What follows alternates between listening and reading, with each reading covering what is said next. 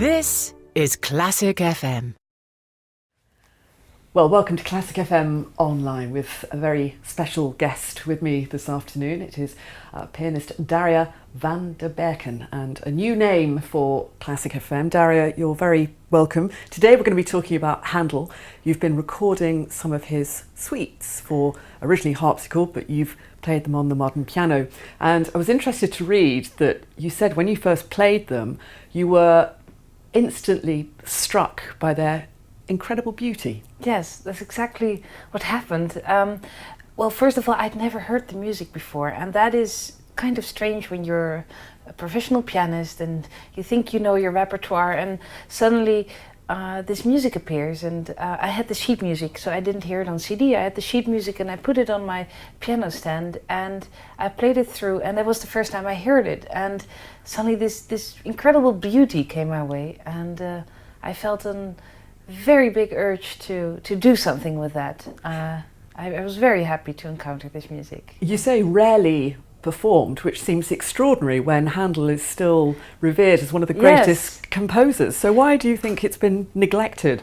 I think it's just chance, or just fate. I don't know. It's these keyboard works that they were not initially meant to be published. They were published in 1720 after there was an illegal copy somewhere in Amsterdam, and Handel published them. But they were really not meant for bigger audiences. And well, I don't know if that has something to do with it, but it somehow just has not been picked up much. I mean, there have been recordings and some really nice ones and all, but I've never seen it, almost never on stage. And of course, the operas have a huge revival the past 40 years. But these keyboard works really deserve a bit better place in the piano repertoire, I think. And that's your project that's very close to your heart right now, Handel at the piano. You're making it your mission to make sure these works are better known. So you've not only recorded them and just released them, but also you're playing them in unusual concert venues, shall we say. Can you give us an example? I've heard about a canal in Amsterdam has been one of them. Well, Amsterdam, that's where I live in, and indeed I thought about it. Like,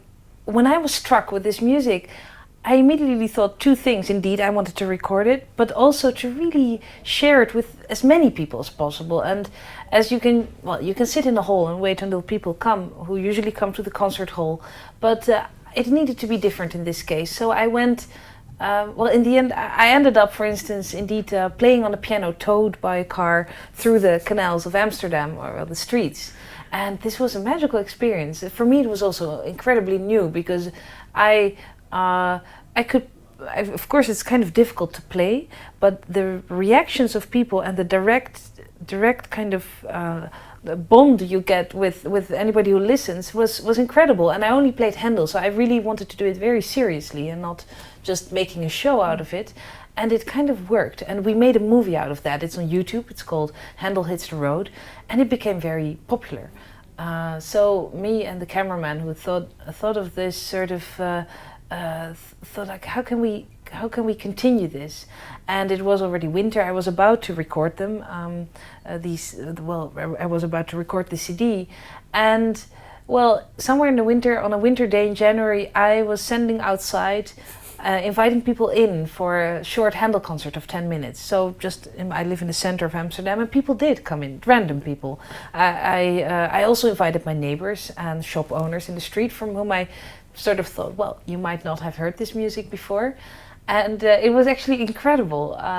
It is training in a way, like all these people coming into your house, and you don't know them, but through social media I kept in touch with a lot of them. And it was again this really nice thing, and it's called Handel at Home. You can also see this on YouTube. And then I suddenly, after 10 months or so that I was busy with this, I had already recorded the CD and was looking for a label, and everything happened. And suddenly I got a phone call from Brazil, from this festival director. I was already supposed to go to Sao Paulo in Brazil to give a concert, a normal concert in a hall.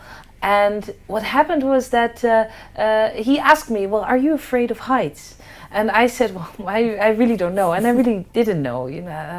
I was a bit reluctant, because again, this would be a real stunt. But I I went there and I ended up on 30 meters high, playing over a crowd of 10,000 people. Wow. I was being amplified and everything, but and I played Handel. It was midnight at 12 o'clock, and it was also on the Brazilian national TV, so I reached millions in a way with Handel, which really is kind of the mission succeeded at that night, at that moment. And but I felt also as free as a bird. It was fantastic. It was a really magical experience. And well, those three things, that's called high on Handel. And well, that's kind of my triptych of online to sort of share it with many people. And I do other things. I play in other venues a lot as well. In terms of the pieces and the works that you've recorded, Daria, what kind of challenges did they present to you as a musician? Oh, well, a lot, because, well, as you said, these are harpsichord pieces, and I decided to play them on a modern piano. And I was very convinced already from the start I was going to do that and it would work, because sort of my inner ear said, yes, you can do this. But I am conscious of the Baroque practice and of people who know a lot about 18th century performance. And I talked to a lot of people about that, and I played for them in the course of a year, about ornaments and small things in the music that, well, not very big things actually, not small things, but small ornaments sometimes. And like, how would I do this? How would I translate this music to the piano? Although I had an idea, because this music is very transparent, very bright, and you somehow, also in rhythmic, I had an idea, but I wanted to talk to a lot of people because just to be informed, and that was a challenge. And also physically it's kind of a challenge to play this music that kind of is harpsichord music, and you feel that almost physically when you play it. It's different than playing a Debussy prelude where you sort of use your whole body to play it, and here it's different. And yeah, so those were the challenges. But I love this music so much, and I really feel it's kind of part of me. That makes it again a bit easier. I was astonished to read in your sleeve notes with the album about just how an astute businessman Handel was, Yes. and I had no idea that the composers of that time, like some of ours today, were having issues with copyright and people pinching manuscripts and copying them illegally. Going bankrupt. And he had just pulled out and sold his shares in time before a huge financial collapse. And these were sort of part of his rebuilding his portfolio, weren't they, these works? Yes. Well, these works, they were, I think. I mean, but that is a lot. What he did, the business he did was a lot with the operas and making the opera house work, and making Italian opera work in London.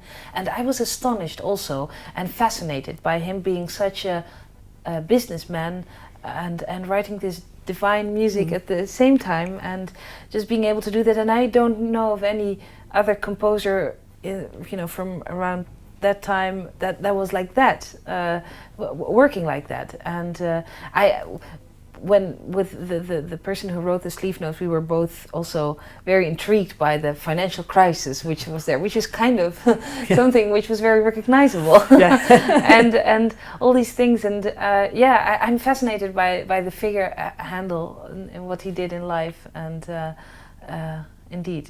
It's just finally, Daria, it may not be an easy question to answer, but Handel had huge success all over Europe that made this country his home, and it seems that the British really took this man to their hearts, didn't they? And his music and how he operated, and so much so he became a British citizen. Do you think it was mainly his music that managed to win people over so much? And because I suppose he was everywhere, wasn't he? His music was everywhere. Yeah, he after Germany, he first went to Italy, where he also worked in Rome for a while, and there was quite popular as well. But he himself felt very well in London, as you can read in his letters. I don't know the details, and I indeed wouldn't know exactly why the English took so much to him, but I think he very specifically took to the English very much. Can you say this in English? Well, he liked them a lot.